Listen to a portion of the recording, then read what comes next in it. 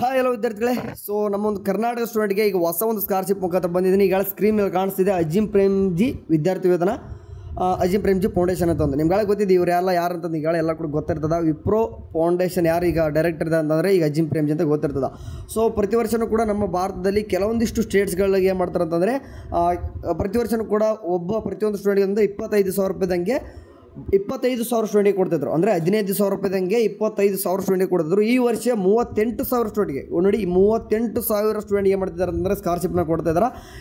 ಒಂದು good news ಅಂದರೆ ನಮ್ಮ ಕರ್ನಾಟಕದವರು ಕೂಡ ಈ ಸರ್ತಿ ಕೊಡ್ತಾಯಿದ್ದಾರೆ. ನಮ್ಮ ಕರ್ನಾಟಕ ಸ್ಟೇಟ್ ಕೂಡ ಯಾಡ್ ಆಗಿದೆ. ಮಿಸ್ ಮಾಡ್ಕೊಳ್ಕೋಬೇಡಿ, ಪ್ರತಿಯೊಬ್ಬ ಸ್ಟೂಡೆಂಟ್ ಕೂಡ ಬರುವಂಥದ್ದು ಆಲ್ಮೋಸ್ಟ್ ಬರ್ತದೆ. ಓಕೆ ಸರಿ, ಈಗ ಒಂದೊಂದಾಗಿ ಹೇಳ್ತೀನಿ ನೋಡಿ. ಹೆಣ್ಣು ಮಕ್ಕಳು ಕಾಲೇಜು ಶಿಕ್ಷಣ ಮುಂದುವರಿಸಲು ಬೆಂಬಲ ನೀಡುವ ಉಪಕ್ರಮ ಅಂತಂದರೆ ನೋಡಿ, ಇದು ಫಸ್ಟ್ ಆಫ್ ಆಲ್ ಹೆಣ್ಮಕ್ಳಿಗೆ ಮಾತ್ರ ಬರ್ತದೆ. ಬಾಯ್ಸ್ ಅಂತಂದ್ರೆ ಸ್ಕಿಪ್ ಆಗಿ ಇದು ಯಾವುದೇ ರೀತಿಯಾಗಿ ಬಾಯ್ಸ್ಗೆ ಬರಲ್ಲ. ಓಕೆ, ಇದಕ್ಕೆ ಏನೆಲ್ಲ ಇರ್ತದೆ ಎಲ್ಲನೂ ಕೂಡ ನೋಡೋದಂತಂದರೆ ಓಕೆ ಇಲ್ಲಿ ಕಾಣಿಸ್ತಿದೆ ನೋಡಿ. ಅಜೀಂ ಪ್ರೇಮ್ಜಿ ವಿದ್ಯಾರ್ಥಿ ವೇತನವು ಭಾರತದಲ್ಲಿ ಶಿಕ್ಷಣದ ಗುಣಮಟ್ಟ ಮತ್ತು ಸಮಾನತೆಯ ಸುಧಾರಿಸಲು ಅಜೀಂ ಪ್ರೇಮ್ಜಿ ಫೌಂಡೇಶನ್ ಬದ್ಧತೆಯ ಒಂದು ಭಾಗವಾಗಿದೆ. ಈ ಉಪಕ್ರಮವು ಅನುಕೂಲಕರ ಹಿನ್ನೆಲೆಯಲ್ಲಿ ಹೆಣ್ಣು ಮಕ್ಕಳು ತಮ್ಮ ಮೊದಲು ಪದವಿ ಪೂರ್ವ ಪದವಿ ಅಥವಾ ಡಿಪ್ಲೊಮಾ ಕೋರ್ಸ್ಗಳ ಪೂರ್ಣ ಅವಧಿಗೆ INR 30,000 ರೂಪಾಯಿ ಅಂದರೆ 15,000 ರೂಪಾಯಿ ಅಂತಂದರೆ 2 ಕಂತು 2 ಸರ್ತಿ ಬರ್ತದೆ. ಓಕೆ, ವಾರ್ಷಿಕ ವಿದ್ಯಾರ್ಥಿ ವೇತನದ ಮೂಲಕ ಕಾಲೇಜು ಶಿಕ್ಷಣವನ್ನು ಮುಂದುವರಿಸಲು ಬೆಂಬಲ ನೀಡಲು ಪ್ರಯತ್ನಿಸುತ್ತಿದೆ ಎಂದು ವರ್ಷನೂ ಕೂಡ ಕೊಡ್ತಿದ್ದಾರೆ. ನಮ್ಮ ಕರ್ನಾಟಕ ಸ್ಟೇಟ್ ಹಾಡಾಗಿದ್ದಿಲ್ಲ, ಬಟ್ ಈ ವರ್ಷ ಹಾಡಾಗಿದೆ. ಸರಿ, ಈಗ ಇದ್ರ ತಕ್ಕನಂಗೆ ಹೇಳ್ತಾ ಹೋಗ್ತೀನಿ ನೋಡಿ. ನೆಕ್ಸ್ಟ್ ಇನ್ನೆಲ್ಲ ನೋಡಿ ಎಲಿಜಿಬಿಲಿಟಿ ಪೋಸ್ಟ್ ನೋಡಿ, ಅರ್ಹತೆ ಅಂತ ಹೆಂಗೆ ಕಾಣಿಸ್ತಿದೆ ಹೇಳ್ತಾ ಹೋಗ್ತಂದರೆ ಯಾರಿಗೆಲ್ಲ ಈ ಕೆಳಗಡೆ ಏನೇನೆಲ್ಲ ಹೇಳ್ತೀನಿ ನೋಡಿ ಅವರೆಲ್ಲನೂ ಕೂಡ ನೀವು ಅಪ್ಲೈ ಮಾಡ್ಬೋದು. ನೋಡಿ, ಯಾವುದೇ ಅರ್ಹ ರಾಜ್ಯಗಳು ಅಥವಾ ಕೇಂದ್ರಾಡಳಿತ ಪ್ರದೇಶಗಳಿಂದ ಸರ್ಕಾರಿ ಶಾಲೆ ಅಥವಾ ಕಾಲೇಜಿನಿಂದ ನಿಯಮಿತ ವಿದ್ಯಾರ್ಥಿಯಾಗಿ 10 ಮತ್ತು 12ನೇ ತರಗತಿ ಎರಡರಲ್ಲೂ ಉತ್ತೀರ್ಣರಾಗಿರಬೇಕು. SSLC ಮತ್ತು PUC ಎರಡು ಕೂಡ ಪಾಸ್ ಆಗಿ ಬಂದಿತ್ತಂದರೆ ನೋಡಿ ಆದರೆ ಅಂಥ ಒಂದು ಸ್ಟೂಡೆಂಟ್ಗೆ ಪಾಸ್ ಅಂದರೆ ಒಂದೇ ಟೈಮ್ ಪಾಸ್ ಆಗಿರಬೇಕು. ನೀವು ಸೆಕೆಂಡ್ ಟೈಮ್ ಪಾಸ್ ಆಗ್ತೀನಿ, ಥರ್ಡ್ ಟೈಮ್ ಪಾಸ್ ಆದ್ರಿಗೆ ಕೊಡಲ್ಲ. ನೆಕ್ಸ್ಟು, ಭಾರತದಲ್ಲಿ ಎಲ್ಲಿಯಾದರೂ ಸರ್ಕಾರಿ ಅಥವಾ ಖಾಸಗಿ ಕಾಲೇಜು ಅಥವಾ ವಿಶ್ವವಿದ್ಯಾಲಯದಲ್ಲಿ ಮಾನ್ಯತೆ ಪಡೆದ ಪದವಿ ಪೂರ್ವ ಪದವಿ ಅಥವಾ ಡಿಪ್ಲೊಮಾ ಕೋರ್ಸ್ 2 ವರ್ಷದಿಂದ 5 ವರ್ಷಗಳವರೆಗೆ ಇರತಕ್ಕಂಥ ಡಿಪ್ಲೊಮಾ ಕೋರ್ಸು ನಿಯಮಿತ ವಿದ್ಯಾರ್ಥಿಯಾಗಿ ಮೊದಲ ವರ್ಷದಲ್ಲಿ ಪ್ರವೇಶ ಪಡೆದಿರಬೇಕು. ಈಗ ತಾನೇ ಜಸ್ಟ್ ಅಡ್ಮಿಷನ್ ಆಗಿರ್ತಾರೆ ಕೆಲವೊಂದು ಹುಡುಗರು. ಅಂಥ ಒಂದು ಸ್ಟೂಡೆಂಟ್ಗೆ ಅಂದರೆ ಈಗ ಸೆಕೆಂಡ್ ಇಯರ್ ಥರ್ಡ್ ಇಯರ್ ಅಂಥ ಒಂದು ಸ್ಟೂಡೆಂಟ್ಗೆ ಬರಲ್ಲ.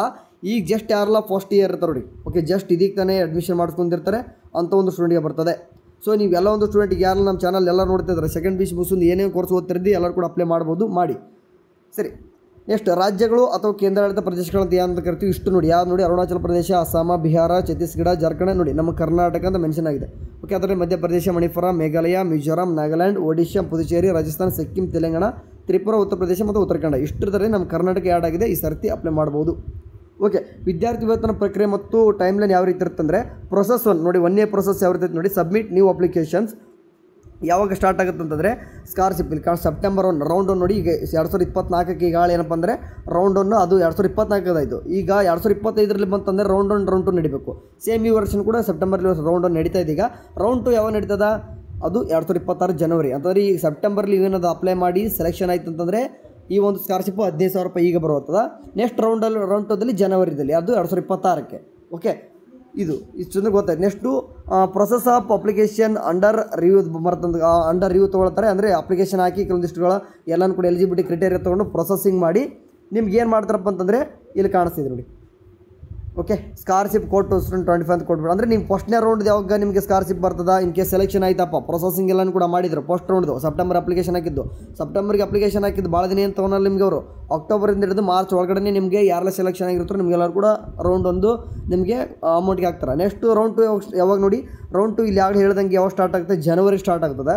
ಸೊ ಹಂಗಾಗಿ ಜನವರಿ ನೀವೇನು ಅಪ್ಲಿಕೇಶನ್ ಹಾಕ್ತಂತಂದರೆ ಫೆಬ್ರವರಿಯಿಂದ ಜುಲೈವರೆಗೂ ತೊಗೊಂಡು ನಿಮ್ಗೆ ಯಾರೆಲ್ಲ ಸೆಲೆಕ್ಷನ್ ಆಗಿರ್ತಾರೆ ಅದು ಕೊಡ್ತಾರೆ. ಅಂದರೆ ಫಸ್ಟ್ ರೌಂಡ್ಗೆ 15,000 ರೂಪಾಯಿ, ಸೆಕೆಂಡ್ ರೌಂಡ್ಗೆ 15,000 ರೂಪಾಯಿ ಸ್ಕಾಲರ್ಶಿಪ್ ಇದು. ಓಕೆ, ಪ್ರೊಸೆಸ್ ಓಕೆ ಇಷ್ಟೊಂದು ಪ್ರೊಸೆಸ್ ಯಾವ ರೀತಿ ಇರ್ತದೆ ಮೊದಲು ನಿಮಗೆ ಗೊತ್ತಿರುವಾಗ ಹೇಳ್ತೇನೆ ನೋಡಿ. ನಿಮಗೆ ಇದೀಗ ತಾನು ಹೇಳಿದ್ನಲ್ಲ scholarship amount distribute in 2 instalments each of INR 15,000 ಇದೀಗ ತಗೊಂಡು 15,000 ರೂಪಾಯಿದಂಗೆ ಎರಡು ರೀತಿಯಾಗಿ ಕಂತಾಗಿ ಡಿವೈಡ್ ಆಗ್ತದೆ. ಆ್ಯಂಡ್ ಕೆಳಗಡೆ ಒಂದು ನೋಟ್ ಕೊಟ್ಟಾರೆ ಎಚ್ಚರಿಕೆ ಅಂತಂದು ಅದ್ರ ಕೊಟ್ಟು ನೋಡಿ ಏನು ಬರ್ತಾರೆ. ಅಜೀಂ ಪ್ರೇಮ್ಜಿ ಫೌಂಡೇಶನ್ ವಿದ್ಯಾರ್ಥಿ ವೇತನ ಅರ್ಜಿ ಪ್ರಕ್ರಿಯೆ ಯಾವುದೇ ಹಂತದಲ್ಲಿ ಯಾವುದೇ ಶುಲ್ಕವನ್ನು ವಿಧಿಸುವುದಿಲ್ಲ. ಅಂತಹ ಹೇಳಿಕೆಗಳನ್ನು ನೀಡುವ ವಂಚಕರ ಬಗ್ಗೆ ಎಚ್ಚರದಿಂದಿರಿ. ನೀವು ಎಚ್ಚರಿಕೆಯಿಂದ ಇರಬೇಕು ಮತ್ತು ಅಂತಹ ವಂಚನೆಗಳಿಂದ ಬಲಿಯಾಗಬಾರದು ನಾವು ವಿನಂತಿಸ್ತೇವೆ. ಅಂತಂದರೆ ನೀವು ಕೆಲವೊಂದಿಷ್ಟು ಯಾರಾದರೂ ಅಲ್ಲಿ ದುಡ್ಡು ಕೇಳ್ತಾ ಇದ್ದಾರೆ ಸ್ಕಾಲರ್ಶಿಪ್ ಅಪ್ಲೈ ಮಾಡಲಿಕ್ಕೆ ಅಂತ ನೀವೇನಾದ್ರು ಕೇಳ್ತಾ ಹೋದರೆ ನೀವು ಅವ್ರು ಏನಾದರೂ ನಿಮಗೆ ಮೋಸ ಮಾಡ್ತಿದ್ದಾರೆ ಅಂತ ಅರ್ಥ. ಅದರಿಂದ ನೀವು ದೂರ ಇರಿ ಅಂತ ಹೇಳ್ತಿದ್ರು. ನೀವು ಯಾವ ರೀತಿ ಅಪ್ಲಿಕೇಶನ್ ಹಾಕಬೇಕು, ಇದೇ ಒಂದು ಅಜೀಂ ಪ್ರೇಮ್ಜಿ ಫೌಂಡೇಶನಲ್ಲಿ ಹೋಗ್ಬಿಟ್ಟು ಈ ಒಂದು ಏನು ಕಾಣಿಸ್ತೀವಿ ನೋಡಿ, ಇದೇ ಒಂದು ನಿಮ್ಗೆ ಏನು ಮಾಡಿದ್ದೀನಿ ಅಂತಂದ್ರೆ ಸದ್ಯಕ್ಕೆ ಈ ಒಂದು ಲಿಂಕ್ನ ಡಿಸ್ಕ್ರಿಪ್ಷನ್ ಬಾಕ್ಸ್ ಅಥವಾ ವಾಟ್ಸಪ್ ಚಾನಲ್ ಕೂಡ ಶೇರ್ ಮಾಡಿದ್ದೀನಿ ಇಲ್ಲಿ. ಓಕೆ, ಇಲ್ಲಿ ಅವರು ಒಂದು ವಿಡಿಯೋ ಕೂಡ ಕೊಟ್ಟಿದ್ದಾರೆ, ನೋಡ್ಕೊಂಡು ಹೋಗಿದ್ರೆ ನೋಡ್ಕೋಬೋದು. ಓಕೆ, ಅಗತ್ಯ ಇರುವ ದಾಖಲಾತಿ ನೋಡಿ. ಅಪ್ಲಿಕೇಶನ್ ಹಾಕ್ತೀರಿ ಅಂದರೆ ಮೊದಲು ನಿಮಗೆ ಡಾಕ್ಯುಮೆಂಟ್ಸ್ ಬೇಕಾಗ್ತದೆ. ಏನೆಲ್ಲ ಬೇಕಾಗ್ತದೆ? ಮೊದಲು ಪಾಸ್ಪೋರ್ಟ್ ಸೈಜು ಒಂದು ಫೋಟೋ ಬೇಕಾಗ್ತದೆ. ಕಳೆದ ಇತ್ತೀಚೆಗೆ ಒಂದು 6 ತಿಂಗಳಿಂದ ಏನೆಲ್ಲ ಫೋಟೋ ತೆಗೆಸಿರ್ತೀರೋ ಅಷ್ಟು ಫೋಟೋ ಬೇಕಾಗ್ತದೆ. ಯಾವುದಾದ್ರು ಒಂದು ಫೋಟೋ. ಓಕೆ, ಟೋಟಲಾಗಿ ಒಂದು ಫೋಟೋ ಅಪ್ಲೋಡ್ ಮಾಡ್ಲಿಕ್ಕೆ ಬೇಕು. ನೆಕ್ಸ್ಟ್ ಒಂದು ಸಿಗ್ನೇಚರ್ ಬೇಕು ಆ್ಯಂಡ್ ಆಧಾರ್ ಕಾರ್ಡ್ ಬೇಕಾಗ್ತದೆ. ಇಷ್ಟು ಮೇನಾಗಿ ಬಂದುಬಿಟ್ಟು ಅದಾದ ತಕ್ಷಣ ಬ್ಯಾಂಕಿನ ವಿವರಗಳು, ಅದರಲ್ಲೂ ಕೂಡ ಎಸ್ಪೆಷಲಿ ಹೇಳ್ದಂಗೆ ನಿಮಗೆ IFSC ಕೋಡು ಮತ್ತು ನಿಮ್ಮ ಅಕೌಂಟ್ ನಂಬರ್ ಕರೆಕ್ಟಾಗಿ ಚೆನ್ನಾಗಿ ಕ್ಲಿಯರಾಗಿ ಕಾಣಂಗಿರಬೇಕು. ಅದಾದ ತಕ್ಷಣ ನಿಮಗೆ ಕೇಳೋದು class 10th mark sheet and class 12th mark sheet ಎರಡು ಕೂಡ. ಯಾಕಂದರೆ ನಿಮಗೆ ಅವೇ ಮೇನ್ ಅಲ್ವ, ಯಾಕಂದರೆ ಒಂದೇ ಟೈಮ್ ಪಾಸ್ ಆಗಿರ್ಬೇಕಂತ ಹೇಳಿದರು. ಓಕೆ, ಅದಾದ ತಕ್ಷಣ ಕಾಲೇಜ್ ಅಡ್ಮಿಷನ್ ಪ್ರೂಫ್. ಈಗ ತಾನೇ ಜಸ್ಟ್ ಅಡ್ಮಿಷನ್ ಆಗಿರ್ತಾರೆ ಅಂತ ಹೇಳಿದ್ವಿ. ಸೊ ಹಂಗಾಗಿ ನಿಮ್ಗೆ ಅಡ್ಮಿಷನ್ ಪ್ರೂಫ್ ಕೇಳ್ತಾರೆ. ಸೊ ಹಂಗಾಗಿ ಅಡ್ಮಿಷನ್ ಪ್ರೂಫ್ ಬೇಕಂತ ಹೇಳ್ತಿದ್ದಾರೆ. ಓಕೆ, ಇದಿಷ್ಟು. ಸೊ ಇಷ್ಟೇ, ಮತ್ತೇನಿಲ್ಲ. ನಿಮಗೆ ಇಷ್ಟಿದ್ರೆ ಸಾಕು, ನೀವು ಅಪ್ಲೈ ಮಾಡಬಹುದು. ಓಕೆ, ನೀವು ಕೆಲವೊಂದಿಷ್ಟು ಕಾಮನ್ ಕ್ವಶನ್ಸ್ ಇರ್ತವೆ. ಅವ್ನು ಇಲ್ಲಿ ಕೊಟ್ಟವ್ರು ಏನೇನು ಕ್ವಶನ್ಸ್ ಅಂತಂದು. ಓಕೆ, ನಾನು ಟ್ರಾನ್ಸ್ಲೇಟ್ ಮಾಡಿ ನಿಮ್ಗೆ ತೋರಿಸ್ತೀನಿ ಬೇಕಾದ್ರೆ ಒಂದು ಟೈಮು.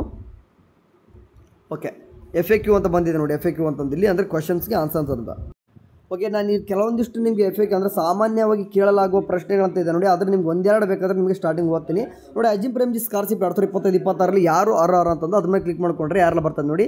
10 ಮತ್ತು 12 ಎರಡೂ ತರಗತಿಗಳನ್ನು ಅರ್ಹ ರಾಜ್ಯಗಳು ಮತ್ತು ಕೇಂದ್ರಾಡಳಿತ ಪ್ರದೇಶಗಳಲ್ಲಿ ಇರುವ ಸರ್ಕಾರಿ ಶಾಲೆ ಅಥವಾ ಕಾಲೇಜುಗಳಲ್ಲಿ ಒಬ್ಬ ಸಾಮಾನ್ಯ ವಿದ್ಯಾರ್ಥಿಯಾಗಿ ಓದಿ ಪಾಸಾಗಿರಬೇಕು. ಅರ್ಜಿ ಸಲ್ಲಿಸುವ ಸಮಯದಲ್ಲಿ ಸರ್ಕಾರಿ ಅಥವಾ ಪ್ರತಿಷ್ಠಿತ ಮಾನ್ಯತೆ ಪಡೆದ ಖಾಸಗಿ ಕಾಲೇಜು ಅಥವಾ ವಿಶ್ವವಿದ್ಯಾಲಯದ ಪದವಿ ಕಾರ್ಯಕ್ರಮ ಅಥವಾ ಡಿಪ್ಲೊಮಾ ಕಾಲೇಜಿನ 2 ರಿಂದ 5 ವರ್ಷಗಳ ಅವಧಿಯ ಕಾರ್ಯಕ್ರಮಗಳು ಮತ್ತು ಮೊದಲ ವರ್ಷಕ್ಕೆ ಶೈಕ್ಷಣಿಕ ವರ್ಷಕ್ಕೆ ಅಂದರೆ 2025-26ಗೆ ಸಾಮಾನ್ಯ ವಿದ್ಯಾರ್ಥಿಯಾಗಿ ಪ್ರವೇಶ ಪಡೆದಿರಬೇಕು. ಇದು ಅರ್ಜಿದಾರರ ಮೊದಲ ಪದವಿ ಅಥವಾ ಡಿಪ್ಲೊಮಾ ಆಗಿರಬೇಕು ಅಂತಂದರೆ ಫಸ್ಟ್ ಇಯರ್ ಇರಬೇಕಂತ ಹೇಳ್ತಾ ಇದ್ದಾರೆ. ಓಕೆ, ಅದಾದ ತಕ್ಷಣ ಈ ಮತ್ತೆ ಇಲ್ಲಿ ಕೇಳ್ತಾರೆ. ಓಕೆ, ಇನ್ನೂ ಕೂಡ ಬೇರೆ ನೋಡ್ತಂದರೆ 2025-26 ಯಾವ ರಾಜ್ಯಗಳು ಅಂತಂದು ನಿಮ್ಗೆ ಅಲ್ಲಿ ಇಷ್ಟನ್ನು ಏನೇನು ಹೇಳಿದೆ ಅವೇ ರಾಜ್ಯ ಅಷ್ಟು ರಾಜ್ಯಗಳನ್ನು ಕೂಡ ಕ್ಲಿಯರಾಗಿ ಕೊಡ್ತಾರೆ. ಒನ್ ಟೈಮ್ ನೋಡ್ಕೊಂಡಿಲ್ಲ ಅಂತಂದರೆ ಈ ಟೋಟಲಾಗಿ ಎಷ್ಟಿದೆ ನೋಡಿ. 19 ಈ ಕೇಂದ್ರಾಡಳಿತ ಪ್ರದೇಶ ಮತ್ತು ನಮ್ಮ ಕರ್ನಾಟಕ ಕೂಡ ಇನ್ಕ್ಲೂಡ್ ಆಗಿಬಿಟ್ಟು ಸ್ಟೇಟ್ ಇದೆ. ಓಕೆ, ಸರಿ. ಇದೇ ರೀತಿಯಾಗಿ ಬೇರೆ ಬೇರೆ ಎಲ್ಲನೂ ಕೂಡ ಕ್ವಶನ್ಸ್ ಬೇಕಾದ್ರೆ ನೋಡ್ಕೊಂತಾರೆ ಅಂತ ನೋಡ್ಕೊರೆ. ಅಂದರೆ ಅಜಿಂ ಪ್ರೇಮ್ಜಿ ಸ್ಕಾಲರ್ಶಿಪ್ ಅರ್ಜಿ ಸಲ್ಲಿಸಲು ವಯಸ್ಸಿನ ಮಿತಿ ಇದೆ ಅಂತಂದು ಇಲ್ಲ ಅಂತ ಹೇಳ್ತಾರೆ. ಯಾಕಂದರೆ ವಯಸ್ಸಿನ ಮಿತಿ ಇಲ್ಲ. ಆದಾಗ್ಯೂ ಪ್ರಶ್ನೆ 3ರಲ್ಲಿ ನಿರ್ದಿಷ್ಟಪಡಿಸಿದ ಇತರ ಅರ್ಹತಾ ಮಾನದಂಡಗಳನ್ನು ನೀವು ಪೂರೈಸಿರಬೇಕು ಅಂತಂದರೆ ಫಸ್ಟ್ ಇಯರ್ ಇರಬೇಕು. ಸದ್ಯಕ್ಕೆ ನೀವು ಯಾವುದೇ ಒಂದು ಅಂದರೆ PUC ಮುಗಿಸ್ಕೊಂಡು ಫಸ್ಟ್ ಇಯರ್ ಬಂದಿತ್ತಂದರೆ ನೀವು ಅಪ್ಲೈ ಮಾಡಿರಿ. ಓಕೆ, ಇಂತೇನು ವಯಸ್ಸಿಗೆ ಏನು ಲಿಮಿಟೇಷನ್ಸ್ ಇಲ್ಲ ಸದ್ಯಕ್ಕೆ. ಅಂದರೆ ಸೆಕೆಂಡ್ ಇಯರ್ 3rd ಇಯರ್ ಇತ್ತಂದರೆ ಬರಲ್ಲ. ಸದ್ಯಕ್ಕೆ ಫಸ್ಟ್ ಇಯರ್ಗೆ ಮಾತ್ರ ಬರ್ತಕ್ಕಂಥದ್ದು. ಓಕೆ, ಸರಿ ಕೊಂಡ್ರು. ಇದು ಮಿಸ್ ಮಾಡ್ಕೊಳ್ಕೊಬೇಡ್ರಿ. ಈಗ ಏನು ಇದು ಲಿಂಕ್ ಕೊಟ್ಟಿರ್ತೀನಿ, ಬೇಕಾದರೆ ಡೈರೆಕ್ಟಾಗಿ ಲಿಂಕ್ ಓಪನ್ ಮಾಡ್ಕೊರಿ. ಯಾವ ರೀತಿ ಓಪನ್ ಅಲ್ಲ, ಈಗ ಮೊದಲು ಬಂದುಬಿಟ್ಟು ಈ ಲಿಂಕ್ ಬಂದುಬಿಟ್ಟು 2024ರಲ್ಲಿ ಇದ್ಕೊಂಡು 2024 ಕೊಟ್ಟರಲ್ಲಿ ಅರ್ಜಿ ಸಲ್ಲಿಸರು. 2025 ಲಿಂಕ್ ಇಲ್ಲಿ ಕೊಟ್ಟಾರ ನೋಡಿ. ಓಕೆ, ಇಲ್ಲಿ 2 ರೀತಿಯಲ್ಲಿ ನಿಮ್ಮ ಲಿಂಕ್ ಬರ್ತದೆ. ಅಂದರೆ 2024 ಹೋದ ವರ್ಷದ್ದು ಮತ್ತು ಇದು 2025 ಈ ವರ್ಷದ್ದು ಅರ್ಜಿ ಸಲ್ಲಿಸಿಂದ ಕೊಡ್ತಾರೆ. ಇಲ್ಲಿ ಬಂದುಬಿಟ್ಟು ಮೊದಲು ಏನಾಗಬೇಕು ಯಥಾ ಪ್ರಕಾರನ ಎಲ್ಲನೂ ಕೂಡ ನಿಮ್ಗೆ ಏನೇನು ಕೇಳ್ತದೆ ಗೊತ್ತಿರೋ ಬಗ್ಗೆ ಫಸ್ಟ್ ಟೈಮ್ ಇದಕ್ಕೆ ಲಾಗಿನ್ ಆಗ್ತಿರುವಾಗ ಏನೇನು ಕೇಳ್ತದ, ನೀವು ರಿಜಿಸ್ಟರ್ ಆಗಬೇಕಾಗ್ತದ. ರಿಜಿಸ್ಟರ್ ಆಗಿ ಲಾಗಿನ್ ಆಗಬೇಕು. ಅಥವಾ ನನಗೆ ಬರಲಿಲ್ಲಪ್ಪ ಅಂತಂದರೆ ಇಲ್ಲಿ ಕಾಣಿಸ್ತಿದೆ ನೋಡಿ, ನೋಂದಾಯಿಸಿ ಅಂದರೆ 2025ನಲ್ಲಿ ಸುತ್ತಿನ ಹೊಸ ಅರ್ಜಿದಾರ ಅಂತ ಕ್ಲಿಕ್ ಮಾಡ್ಕೊಂಡ್ರೆ ಅದ್ರ ಮೇಲೆ ಕ್ಲಿಕ್ ಮಾಡಿಕೊಂಡ್ರೆ ನಿಮಗೆ ಫ್ರೆಶ್ ಇಲ್ಲಿ ಕಾಣಿಸ್ತಿದೆ ನೋಡಿ. ಎಲ್ಲನೂ ಕೂಡ ಎಲಿಜಿಬಿಲಿಟಿ ತಗೊಂತದ್ದು ಚೆಕ್ ಎಲಿಜಿಬಿಲಿಟಿ. ನೀವು ಎಲಿಜಿಬಿಲಿಟಿ ಇದರೆಲ್ಲ ಒನ್ ಟೈಮ್ ಚೆಕ್ಔಟ್ ಮಾಡಿಕೊಂಡು ನೀವು ಅಪ್ಲೈ ಮಾಡ್ಬೋದು. ಪ್ರತಿಯೊಂದು ಸ್ಟೆಪ್ಸ್ ಕೂಡ ನಿಮ್ಗೆ ಇಂಪಾರ್ಟೆಂಟು.